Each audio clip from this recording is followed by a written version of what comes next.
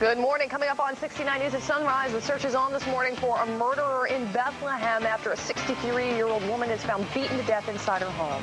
A contagious skin infection is making its way across our area, and some health officials are calling it an epidemic. And after days of deliberating, the jury comes back deadlocked in the murder trial of the man accused of killing a Reading boxer. That and more on this Tuesday, September 26, 2006. Your life, your world, your news. This is 69 News Live at Sunrise. Good morning. I'm Jaciel Cordoba. And I'm Wendy Davis. It is now 7:01. We'll have more news in just a moment, but first let's get another look at the forecast. Meteorologist Matt Broderick is in the Weather Center. Matt, good morning. All right, good morning, guys. Thanks very much. Your Tuesday morning, and certainly a bit on the cool side, but pretty typical temperatures here early on a Tuesday. Normal lows in the upper 40s. That's pretty much where we're sitting right now. So as you step outside, that is certainly one thing to know. But your weather headlines, not too bad. Sunshine, patchy clouds today. A nice day out there as far as an early autumn-like day. High temperature is 72, and that's, again, pretty close to what we should see this time of year. It does look like we'll continue with some dry days ahead, at least over the next couple of days. This big, broad area of high pressure affecting a lot of the country, so there's not a whole lot of major weather systems across the nation right now. That will change as some chillier Canadian air makes its way toward the area. Full forecast in just a few more minutes. For now, let's go to Rick Edwards and a check on traffic. Hi, Rick. Hi, Matt. Good morning, everyone. The traffic report is brought to you by 1-800-SAFE-AUTO. They keep you legal for less. We're looking at 78 around the toll booth there into New Jersey. No problems to report. Relatively light traffic for this time of the morning. We look good here through that construction zone on the 78 westbound, right around the Hellertown, the 412 exit. 22, not too bad here at the 512. We had that earlier crash to the west there, just past Cedar Crest Boulevard. That has been cleared. We see the heavy traffic moving smoothly there through the Airport Road area.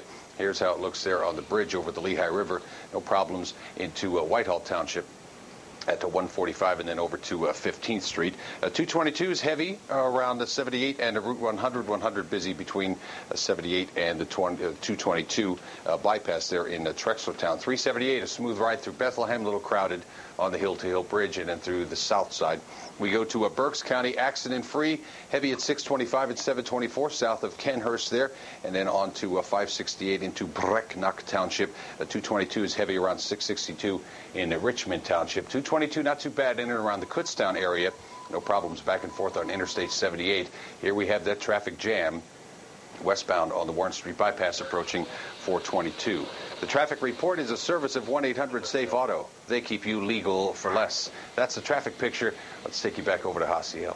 Thanks, Rick. A baffling murder investigation in Northampton County is unfolding this morning. An autopsy will be performed today on Maria Sanchez, the 63-year-old woman police found beaten to death in her Bethlehem home yesterday. WFMZ's Carl Madonna reports the victim was a church-going woman who neighbors say was always looking out for others. Neighbors in Bethlehem heard a commotion Monday morning coming from 320 State Street. Moments later, police surrounded the home and found 63-year-old Maria Sanchez beaten to death. The death of this individual is going to be ruled as a result of multiple blunt force trauma, and the manner of death is homicide. The investigation into this case is ongoing. We're very concerned because of her. Having that happen to her, we're concerned for everybody else here in the block. Neighbors looked on Monday as investigators combed the scene.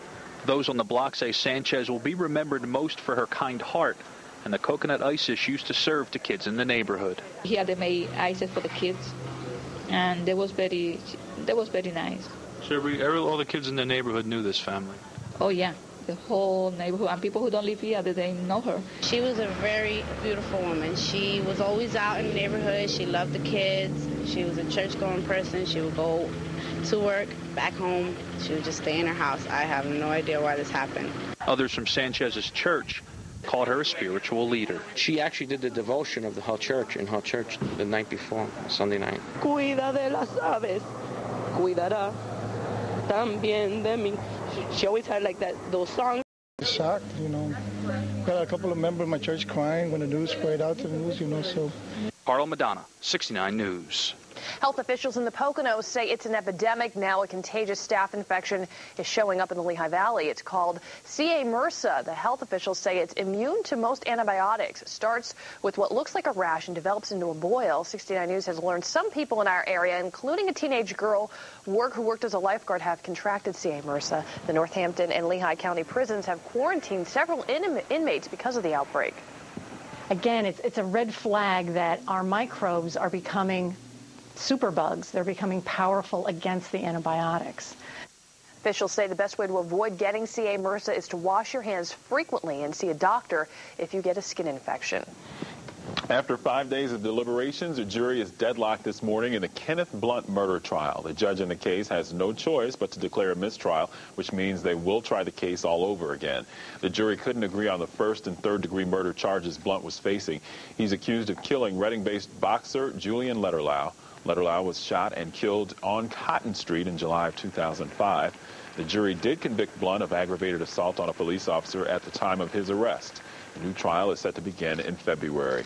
Jury selection is underway in the trial of a Reading man accused of murdering a 15-year-old girl. Joshua Colon is one of 3 men accused of murdering Tiffany Colon. The two are not related. Tiffany was shot and killed on Maple Street in May of 2005. The 2 other men charged in the case, John Cole and Jose De Jesus, will go on trial when this case wraps up. 1 man is dead and a home is destroyed after an early morning fire in Lower Pottsgrove Township. It happened yesterday in the 400 block of North Pleasant View Road. Fire officials say the fire started in the bedroom of a 67-year-old man, and he died from smoke inhalation. He was pulled out of the room unconscious or very, very poor condition. There were some other people in the house sleeping. They got out through the other doors. The cause of the fire is still under investigation. A building under renovation is now in even more need of renovation this morning. A fire broke out last night in the old Pomeroy building in Easton. Officials say the fire started on the 4th floor. There were no reports of injuries. The cause is still under investigation. The building was undergoing renovations to be turned into condominiums. A group formed to fight flooding along the Delaware River is taking action against the Big Apple. The Delaware River Conservancy is planning to sue New York City. The lawsuit says the city contributed to the flooding on the Delaware back in June because it released water from its reservoirs. The Conservancy is a nonprofit organization based in New Jersey. The lawyer filing the suit says it involves more than 100 people.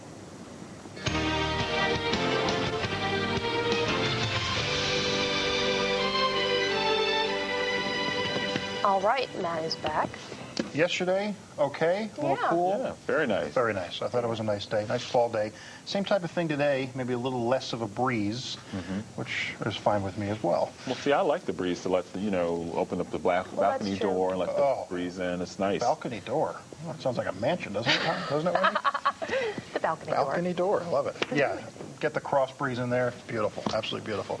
And, just to not run the AC at night anymore. Well, that's true, too. Great that's thing. nice. So refreshing is the word to use. Of course, the heat is closely following that, so. There's not a lot of wiggle room. No, let's call it. no. Yeah, right from AC to heat. That does happen. 48 right now, so temperatures kind of going all over the place here the last couple hours. That does happen a lot this time of morning. 43 your dew point, humidity 80%. Some sunshine out there from Penn's Peak.